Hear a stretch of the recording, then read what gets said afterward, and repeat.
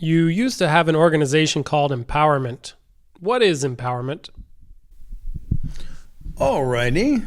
Let me start with the organization. I probably mentioned it in some podcast somewhere we've done. I don't remember. We went over how stuff unfolded. But anyway, I'll just briefly go into it. As you yourself well know, I used to teach martial arts, and I had a school on Telegraph Avenue in the Bay Area, San Francisco Bay Area, and it was successful. It was quite successful and growing. And after the World Tournament and stuff, I decided that I needed to continue with my work, but I didn't think it was going to be martial. I know, I mean, probably everybody in the school thought so, but I didn't. I did martial arts because it was a good learning tool. I learned a lot. I was good at it. It was fun in its way. Mastering something is always entertaining, etc. But I didn't think of myself like my life, my career, as being a martial teacher. I just didn't have that kind of attachment. I didn't have that, like some people do, but I didn't. Anyway, so I decided, okay, what am I going to do with my life? I'm pretty sure I went into this somewhere, but I'll try. And I decided, am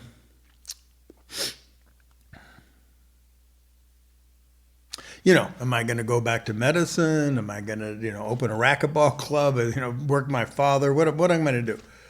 Kind of thing. Sell used cars? What are you going to do, right? It's kind of, and then I was sitting in the back room of the school one day, and it suddenly hit me like an ocean falling on my head is the way I describe it. I mean, it actually suddenly hit me, like with a real physical sensation and everything, that consciousness, you dumb fuck. Okay, they didn't say dumb fuck, but okay, I don't know who they would be. The aliens, whatever. Anyway, just like boom, consciousness. Ah! And I suddenly realized, and I was I was about 29, I think, at that time. Yeah, I think 29. And I suddenly realized that I didn't have any choice. That was what I was doing. No matter what the field was, I could have been a surgeon and I would still be doing that. I was doing it in the martial arts. That's why the martial arts were so fruitful for me, etc. It didn't make any difference. That's what I was already doing. That's what I was already teaching. And that's what I was going to, in the future, do. There was no question about it. It's kind of like, that's what I was made for. That's why I'm on this planet, whatever. In any case, it was really crystal clear. And of course, that is my work. And so I was, you probably heard the story, I was going to shut down the martial. The martial, the body being, all that. It's great stuff. But I wanted to, just devote myself to the consciousness work. But my students were not happy with that, and my girlfriend at the time was not happy with that, and they all convinced me that I had to keep the body stuff and I had to keep the martial stuff, that nobody else could do what I was doing in that domain, which is true. Nobody else could do it. I'm not saying they weren't skillful enough or capable enough or good enough people. I'm just saying they couldn't do it because they weren't doing it. Why? Because they didn't do the consciousness work. You're following the bouncing ball here, okay? See, because they didn't make the breakthroughs, they didn't have enlightenments, they didn't understand, they didn't approach it the same way. So they couldn't make the same kind of breakthroughs. They couldn't make the same kind of headway. And anyway, so I said, okay, all righty. I'll keep the martial, and I'll open another business. I'll open another organization that was called Empowerment. And just do consciousness work, you see? So, solution, there we go. And, it's a new thing, a new adventure, and I didn't want to take it up on my own, so I enrolled my friend Daniel to partner with me and do this thing. And we talked about it, what it would do, and how do we do it. And he was on board, for a while. But we didn't have a name. We didn't have a name. And I remember on University of California at Berkeley, we were walking on the campus. He used to work there, and he was in physics. And we were walking next to the life sciences building. Not that you care, but there was like a what do you call that? Wood? Cement walkway, and then there was like a knoll, a little mound, like a hill thing, kind of thing, grassy. And he was walking down there, and I walked up on the knoll. I don't know why, I just felt like it. Okay, I walked on, and while I was walking on that knoll, while I was walking on the grassy hill, it suddenly hit me: empowerment. I said, "That's our name," and I yelled it out down to him, and he goes, "Okay, yeah, sure, empowerment. That's our name." Okay, so that's how the name came. All right. Now, what is empowerment? Okay, why empowerment? I just thought it just clicked, fit. It was great. Anyway,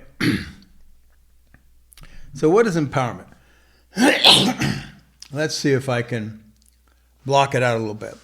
Empowerment is when you do something to help another person, basically. See, and let me clarify.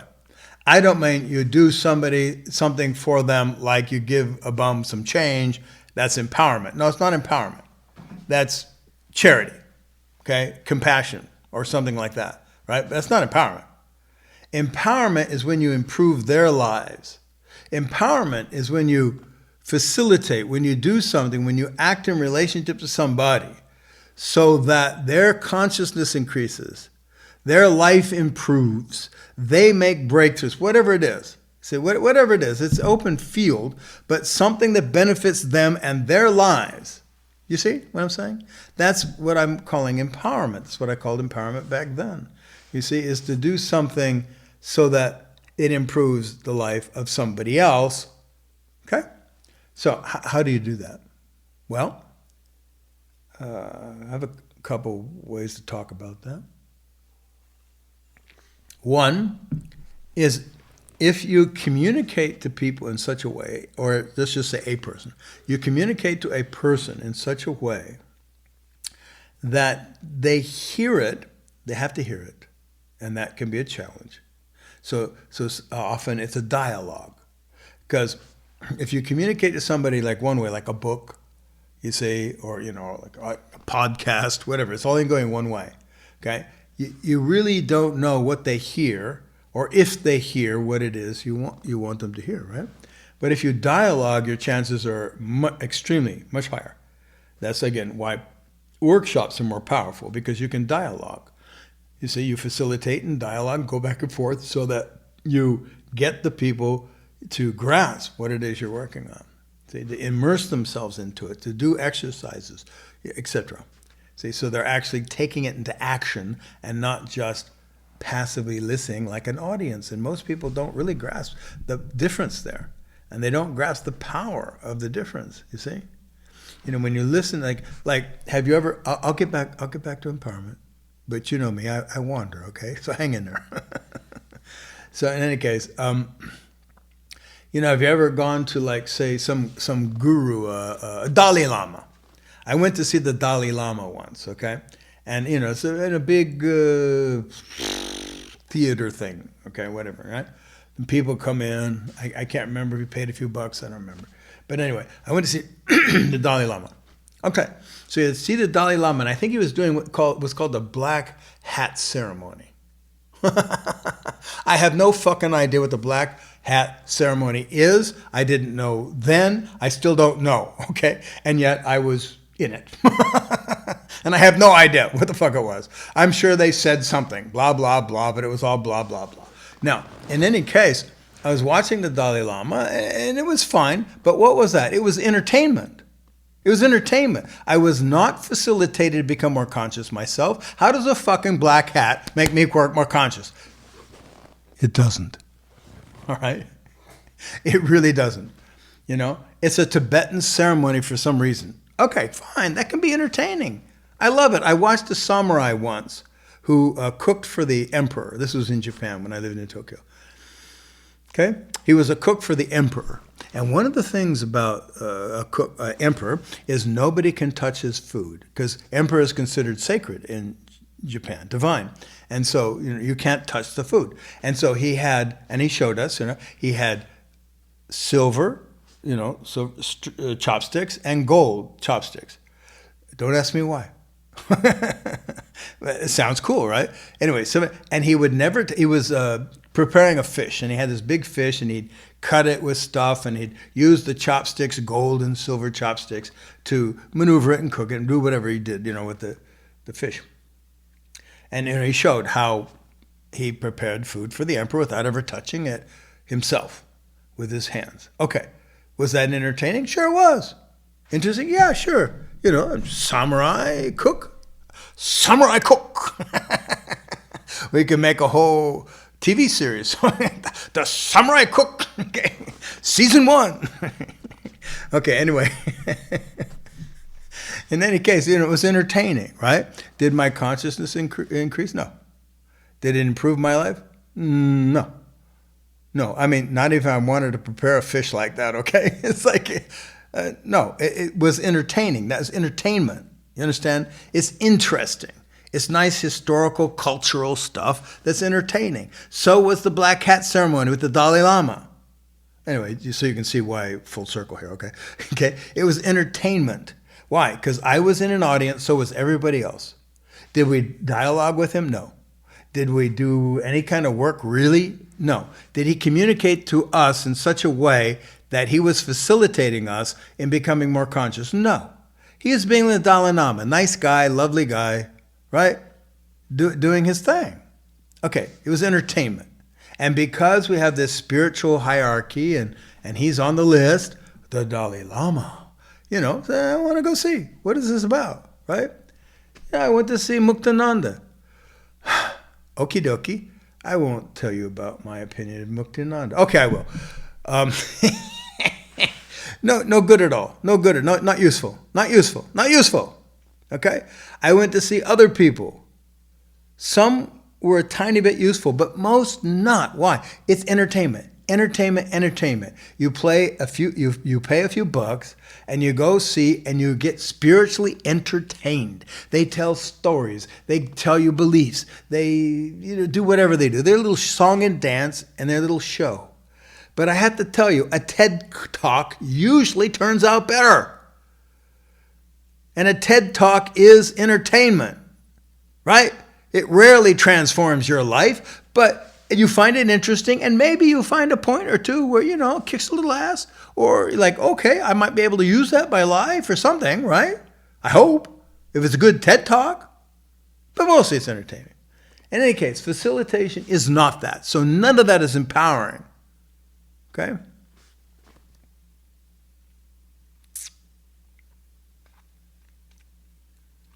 Empowerment is when you make a difference in people's lives. And if you don't, you haven't empowered them.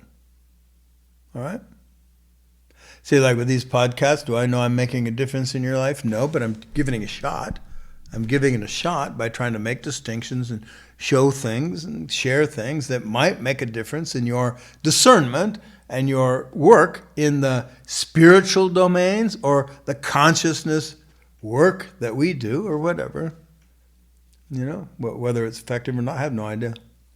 In any case, but you see, again, if we were dialoguing face to face, if you were sitting with me, I would know if I'm making a difference. Because I could watch, I could dialogue, I could listen to you. You see? And that makes it a big, big, big difference, okay? And that's really, it's like, there's no, okay. In that, do I tend to kick ass? Yes, but it sounds harsher than it is. Because in facilitation, I'm pretty much always coming from a context of love. And what I mean by that is I'm on your side, okay? I am not judging you. I'm doing my work. I'm trying to get something across in a way that works for you. Sometimes that means slapping you around verbally, maybe with a stick, but I don't use a stick much lately. I'm not promising anything. All right? But in any case, you see the difference. If in the end of our stuff, you feel uncomfortable, you feel attacked, you feel miserable, you go through some kind of little trauma there, you have hurt feelings, you go through all this shit, or shat. All right, you see, and if in the end you come out the better for it, you come out with a more powerful life, a more powerful self, you come out with some freedom, an increase in consciousness, then I've done my job. And all that other stuff does not matter that you were uncomfortable. Do you follow what I'm saying? If you're comfortable the whole way and the same result happens, fine. But that's not usual, okay? See, if people are comfortable, it's because they're not challenged. When people are comfortable, it's because, everything agrees with them and everything's going their way, right? Come on. Usually, see. But as I've said before, remember, it's the irritant in the oyster that makes the pearl. That's just a nice little metaphor, right? So remember that, right? See, without the irritant in the oyster, you don't get the pearl. And we love pearls. I'm not sure why we love pearls, but we love pearls. Because we're greedy bastards. For some reason, pearls are great. Anyway. So, empowerment, okay. So you're following the gist there, all right? See, and the spirit behind it, just to share. Some of you might read the newsletter, and we're going to have a new audio newsletter version coming up. Probably before you get this, but still. In any case, you should understand that when I respond to people's questions in the newsletter, or pretty much anywhere, I'm trying to empower them. I'm trying to say something that would be useful for them. Sometimes that's a slap in the keister, all right? Sometimes that's just lots of love and support. Sometimes that it's an argument trying to show them something or the error of their ways or whatever it is. You see, whatever I discern would help them. Yeah, I could be wrong, right? Maybe it helps, maybe it doesn't. But that's my goal, okay?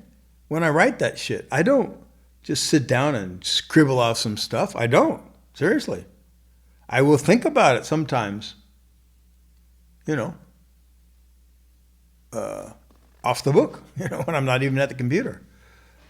Say, how do I best serve this person? How do I best respond in this case?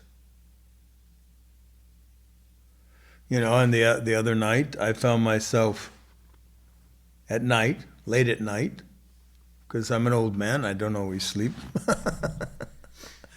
But I found myself late at night working on some, somebody's question that is going to be difficult to respond in a way that makes a difference because it's a difficult question. And I was working on that, spending my time, and I asked myself, why are you doing this? Like my mind goes this way or that way sometimes, like everybody's mind does. But I tend to be on it. And so it's like, why are you doing this? Why are you wasting your time or spending your time? Why are you spending your time, at night? You could be sleeping, whatever, or you could be contemplating or whatever. Say, why are you spending time on this? Say. And it was interesting because the answer was love. Now, you don't hear me speak of love very much, and I don't. There's a reason for that, okay? Because people don't understand it at all. All right. It's not like romantic love, obviously. It's not frou-frou love and whatever. It's not that. It's like why. You see, the answer is like, why am I working on it? Why am I spending my time working on it? See, because I want the best for that person. I don't even know them, or maybe I do. I don't remember. But in any case, you see, I want the best for them. You see what I'm saying? In a sense, I don't really see the difference between them and me. I mean, seriously, as a human, I do. Okay, and on so many levels I do, of course. See, but I'm just saying, they're the same consciousness as I am. They may be really, really ignorant, but they're the same consciousness as I am. See, and it's like, I want, how do I say this? I need to promote that wherever I can in myself, which I do a lot and constantly, but in others too. You see? It's what I do. Okay? You see what I'm saying? So that's empowerment in a nutshell. You see? It's like to empower somebody else, to communicate, facilitate in such a way, act in such a way that it improves their life, increases their consciousness. It empowers them to be a better person. It empowers them to be more conscious. It empowers them to, whatever, be more effective, whatever it is, you see? Healthier, etc. It's kind of like when I was 12 years old, I got on this question, what is it to be mature? I'm not exactly sure how it came up, but questions kept coming up when I was young, and this question came up, and I was thinking, so I was watching adults, people who older than me, adults, I was 12, and I say, well, there's definitely something different going on there. And they talk about being mature. So what is being mature? So I contemplated it, which is at 12, it means I thought about it and dwelled on it for a while. For I don't know, weeks. I don't know how long. Weeks, more than weeks, months, I don't know. Anyway, for quite a while. And I kept looking and studying and watching and stuff, and then all of a sudden I had a breakthrough. And I went, bam! I got what maturity is. I got what it is. And this is how I said it to myself at the time. To be mature is to be able to do something for somebody and they don't even know you did it. Think about that. I'm a 12-year-old, all right? To be able to do something for somebody else and they don't even know you did it. You don't get any credit for it. They don't acknowledge you for it. They don't praise you. There's nothing that goes, you just done, and that's being mature. See, that's moving into a different domain. All right? And I knew that was true. I knew that was real maturity. And then I started checking with adults and found out none of them were mature. I say, okay, well, that's too bad. Okay. All right. So I made a distinction between maturity and adulthood. All right.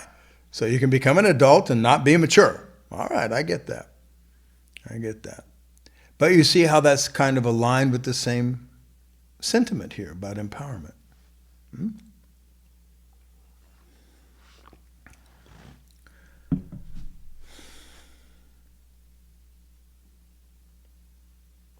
So I think I've answered the question. Is there anything else you want to on that?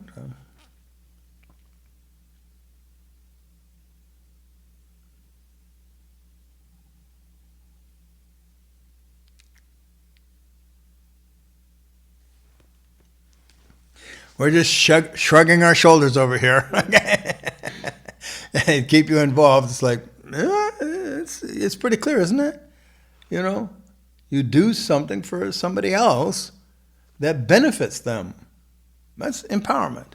And that's all, what we now call Cheng Hsin. And just to tell you the truth, to go back to the origins of the organization empowerment, since I know you're on the edge of your seat wanting to know how that went. See, the empowerment was the consciousness work. Cheng Hsin was the martial work, the body work. See, that whole domain. That was a distinction I made. That I used the Chinese word for that and an English word for the empowerment. See, but then we did empowerment for a few years, and it was great. I had a great staff, and I had great. apprentices and stuff like that, but especially in the Bay Area, okay, when did I do the world tournament? What year? 78. 78? 78, okay. So in the 80s, okay, in the Bay Area, San Francisco, there was a lot of things to do, okay? There are a lot of people hawking spiritual work and fantastic work and psychic work and psychological work and, whatever. I mean, there was just a ton. And so it was, how do you say, a glut on the market, okay? So we were just a pea in a pod. I mean, we were just, one thing. And so it was working. We did great work, and everybody who did it appreciated it. But we couldn't do it on a professional level where anybody could make a living and or, we do it on a regular basis so we could have an office and, marketing and all that kind of stuff, right? And kind of like the way it is here now. It's hard to make a living doing this stuff. So in any case, it was very challenging and had wonderful people, and I loved them all, And we did okay as long as we were doing it grassroots in somebody's living room and stuff, and meeting and then setting up workshops when we could, and doing courses like that. But then we decided to try to go professional, and got an office and did it. And we needed to do like a workshop a month. We needed blah blah blah, and we failed. We folded because we just kept going into debt. It didn't work out. Okay, we couldn't pay the bills. So what I did then is I moved the empowerment organization into the Cheng Hsin School, because the Cheng Hsin School was successful. Okay, people have a problem learning how to fight. They have a problem becoming conscious. It's true. I mean, it's like there was no problem filling stuff in the Marshall, and stuff like that, and the physical. I guess one reason is because people can understand that right away. Or at least they think they understand that right away. Consciousness, they don't know what it is. Yeah. So then, the way it worked back then, right, is we would do the martial arts and stuff like that, and then I did the mind course, and then function course. I started, bringing consciousness into that field, and people loved it. People really seriously, they would sign up for it. And then we'd do workshops, the consciousness workshops, what's now called the ENB, Experience the Nature of Being, in the school. People would enroll, and like that. So we used kind of the martial setting, I think, to enroll people and to teach them and educate them into the consciousness work, and that worked. That worked because people kept coming in for the martial, and we'd keep swinging them. We'd do that for sure, and people didn't have to do the consciousness, but I'd enroll them into the consciousness work, and so survived in that way, as a business, So I could feed my children. I didn't have children. I had a child. But anyway, so that's how we persisted. And then when I opened the place here in Texas, long story, but in any case, when I opened this and built the center here, took a chance, spent all the money I had left over. Another long story. Okay. And, built a center here and to have people come. And they did. And, we rebuilt. And then I was teaching martial for over a decade here, at least. I mean, I still do. But, me less, mostly Brendan, but still, we did that for a long time and stuff. And then I started doing more consciousness work. See, in the very beginning, if you don't know, in the very beginning we did like 3 weeks of martial and 1 week of consciousness. The very beginning was 10 days of consciousness. Anyway, doesn't matter. And then we did, it's like boxing and then contemplation intensive, right? See, so I'd sprinkle a little here and there, all right? And it was working out okay. But then I started to do more consciousness, more conscious. A little less martial, more conscious, etc. And then people started over time, because of the Book of Not Knowing and blah, blah, blah, and my reputation and fame in that world, people started to come more and more of the conscious work. And then the martial died out. I'm not exactly sure why. I think, well, I have a good idea. One of the reasons that if you don't promote something, of course it dies out. But also, people got older. They're old. I'm an old guy. And a lot of my followers who had come from around the world were, my age, kind of, ish. And so it got too old, and they can't do it anymore. You know what I'm saying? They don't want to do it anymore. They want to rightly relax, drink some wine, talk to the grandkids, In any case, so that whole shift happened here, and that was okay with me because that's what I wanted to do in the beginning. So do you see how it worked out? I mean, now we have 2 whole months, 4 weeks of nothing but consciousness work. In the beginning, that wasn't the case. And now we have a winter month, 3 weeks to a month, of martial for people who want to do that, given they come to do it. In any case. But, of course, with any business, there's attrition, People move on. People, you need to keep people coming and stuff like that, right? So that was always a bit of a challenge. It's always a challenge in any business, right? Yeah. But the work is incredible. It's just incredible work. And what is the work doing? It's empowering people. I mean, just for a word, see? That's what I'd say. It's facilitating people to become more conscious, And usually people have no idea what consciousness is, right? And the most, sometimes people have the word enlightenment in mind, okay? And they have this idea of enlightenment, and they like that. Some people have the word mindfulness, and they like that. Getting mindful, okay, there's nothing wrong with that, that's good. See? But they rarely have the word consciousness in mind, And that's what I call it, so I'm kind of screwed. I should have got a better word, huh? In any case, so to empower somebody is to empower people, is to communicate so that they benefit from it. Okay, they learn something, they improve, they make breakthroughs, insights, they become more conscious, enlightened, whatever it is. You see, you're helping people do that, and that's what empowerment is, and that's what we do here. Yes, sir. What are a couple of things that people could do on their own if they do not have access to a workshop or a facilitator? Well, to empower themselves. Yeah. See, that's a difficult one. I sympathize.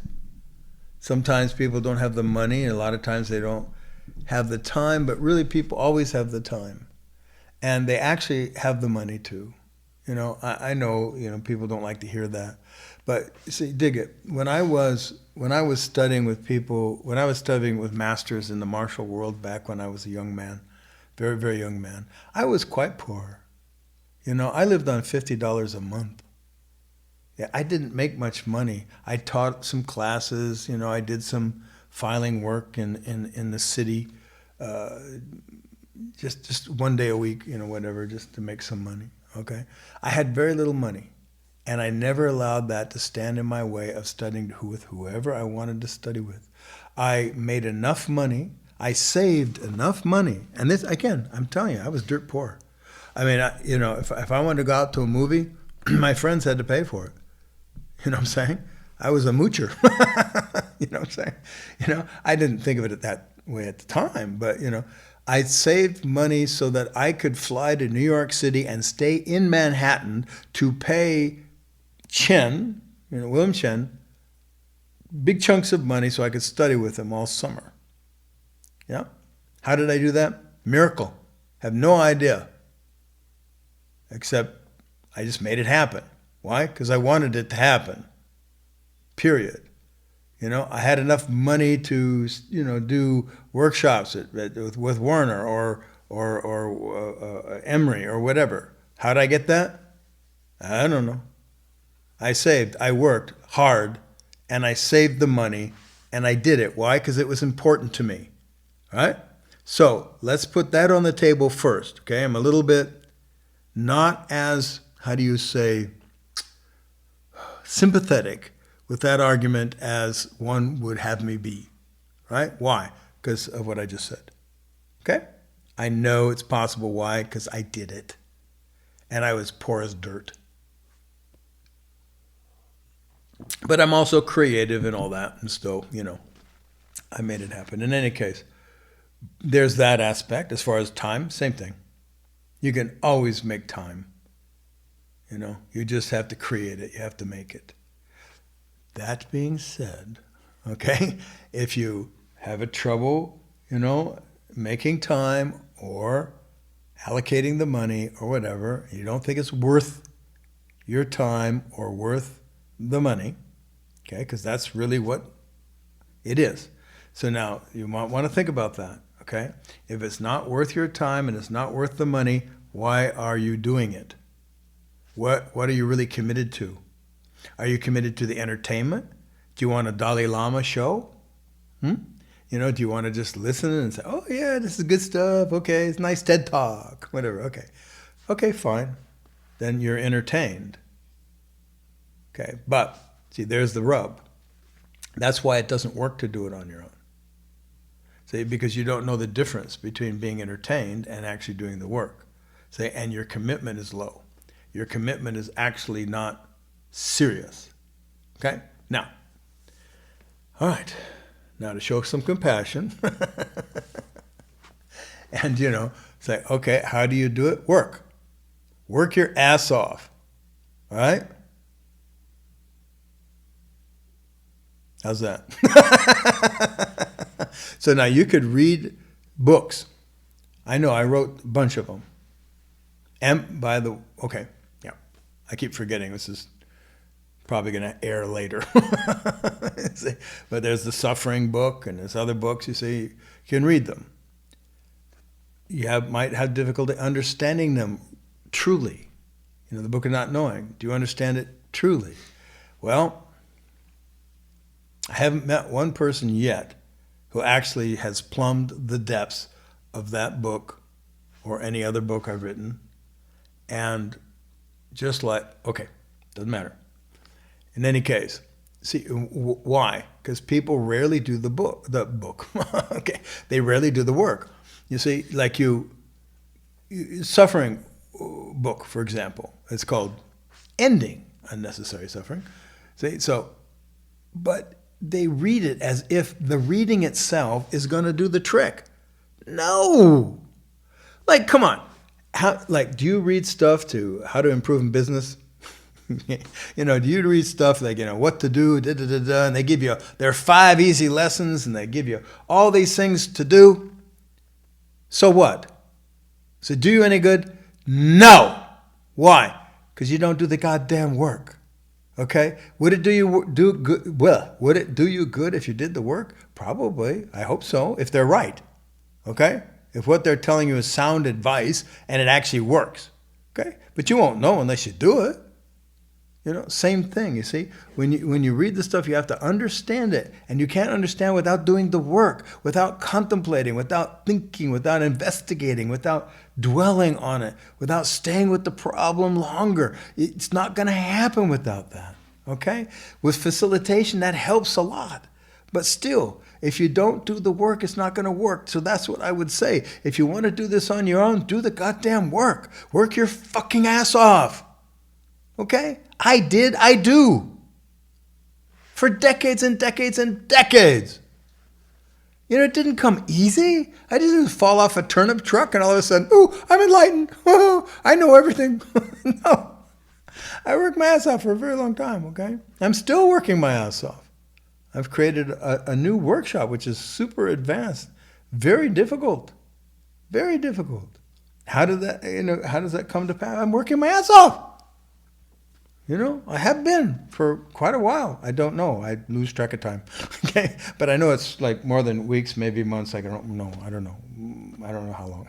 It's a long time I've been working on it. I don't know. In any case, that's what I would recommend. And then, of course, we have online courses and stuff like that. If you're on your own, you can do the online courses and video courses, e-courses, stuff like that, and that helps, right? And one of the reasons it helps is because you get lessons, that are not you, not your mind. You see that it's like breaking your mind up, breaking your comfort zone, and that's important, like I just mentioned earlier, right? So, in any case, yeah, you can make progress. I valued the facilitation I got from teachers, but my God, I certainly didn't stop with that. Okay, and I don't recommend you stop with that. I recommend that you value and facilitation you get from teachers. And I also I invite you to think that when you're studying with some teacher, me included, but mostly others, okay, when you're studying with some teacher, are they empowering you? Are they facilitating? And don't mistake empowering you for feeling good. Oh, I feel so high, I feel so good after listening to them, after following their lecture, whatever like that. I feel so good. Great, I'm glad you do. That's great. But you can feel really good watching Gilligan's Island or whatever. I don't know, maybe not Gilligan's Island, but you get the gist, all right? That's not as irrelevant to whether it's actually made a difference in your life. So you say, but it made a difference, I felt good. Yeah, for how long? Okay, and what are you conscious of that you weren't conscious of before? So you ask these questions. Well, I listened to the teacher, I listened to this guru, I listened to this person, whatever, and I like what they say, and it seems to help me in my life. Okay, but how? Does it really help you? Does it really change you? Do you have insights? Do you have breakthroughs? Do you become more conscious? Does it transform the person that you are, etc.? If so, great. Good. Study with them. If not, I would suggest you stop studying with them. I mean, no, give it a try. Give it a try. Come on. I listened to people for quite a while before I threw them away. Okay? I study with tons of teachers. Tons. Martial, consciousness, more martial than conscious, And I threw away most of them. Or surpass them or whatever, okay? But that's fine. That's fine. So you know what you're doing then. See, so I'm not saying be frivolous about it. Oh, you didn't help me today. I'm still depressed and I want to overeat. Okay, well, give them another shot. Okay, what I'm saying? Maybe they didn't solve that, for you or whatever, stay with it until you get it. It's like, I see. What you're doing is you're making me feel better. You're really good at that. Good. Or what you're doing is you're agreeing with my belief system, or you're creating a vision I like in the world. Okay, but is it doing me any good? No. All right, it makes it feeling better. All right? Okay, good. All right, good. See, and if that's all you want, if you just want to feel better, great, fine. Or you could also smoke opium. All right? You'll probably feel better, really. Yeah. But see, I invite you to make that distinction between, are they empowering you? Are they facilitating you, or are they just, getting you to feel good? Okay. Anyway, as you study in your work, it has with me or not having anything to do with me. Okay. Yeah. Okay. And I just know where the heart of this work is, and that's why I recommend it. But, just to ask those questions, right, of anybody you listen to. Is the communication really empowering, since we're on empowerment? Is it empowering, or is it just entertaining? Or is it just making me feel good and agreeing with me? Those are two different things. And sometimes an empowering communication, you feel really bad, okay? See, and don't confuse feeling really bad for a while. Usually at the other end of it, you don't, but say, feeling bad for a while with, oh, it's not good for me, or it's not empowering. No, it might be empowering. See, sometimes ass needs to be kicked, all right, in order for it to actually work. Okay? But, whatever. You discern. It's your life. And I just invite you to think about these things, okay, as you go ahead, you know. And what I recommend again is try to not just be entertained by stuff. Try not just to read and understand, but to actually experience and have insights and do the work. So that means you have to contemplate it, okay. So if you're like say reading something or doing a course or something, and you're not actually contemplating and working and investigating and looking into yourself and whatever it is that's involved, then it's not that useful, okay? So you have to do the work, right? Do the work, and there's an old saying, it's an Indian saying, and I find it cute. It said, no sadhana, no mukti, right? No sadhana, no mukti. What that means is basically no work, no liberation, okay? No, effort, no work, no contemplation, no liberation, no freedom, no enlightenment. So anyway, no sadhana, no mukti. All right, see? That's as Indian as I'm going to get. Okay. We done? Yes, sir. Just a last parting thought from my side is like, I think also what helps people is like what you would talk about with being your own apprentice trainer. And I see that people know what to do, say in terms of working out, they just don't do it. It's like, sometimes I see in myself, I know what I need to do, I don't do it. Or it's like, it's that, I think overcoming that hurdle would really help people, but that's a hard hurdle to overcome. Yeah. I'd say, look into your heart. What do you really want? What are you really up to? Don't lie to yourself. Because if you say, I want to do something, you're not doing it, you're lying to yourself. Okay? I mean, seriously, that's flat out. That's just the way that is. See, you say, I want to do something, you're not doing anything about it, then you don't really want to do it, right? You want to think that you want it. You see, you want to desire it, something like that. That's different, right?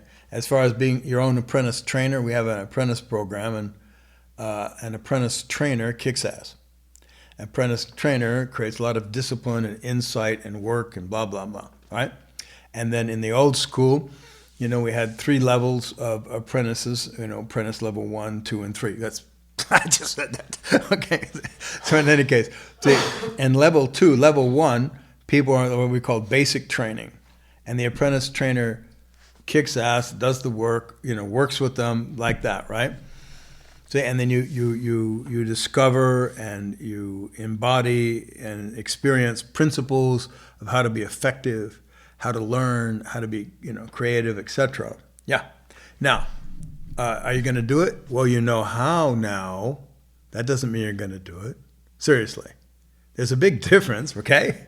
Just take a look again at any how-to book you've ever read or listened to, or a TED Talk, or whatever it is, and the amount you've done. Those are 2 different things. You can listen up the wazoo to advice. That doesn't mean the advice is good, and also doesn't mean that you're going to do it, okay? And the operative word there is do it. So in any case, in level 2, like I said, my emphasis is on become your own apprentice trainer. Don't depend on somebody doing it for you. Do it for yourself. Now that you've had the training, now that you've gone through all this stuff that you've gone through, do it. Take it on.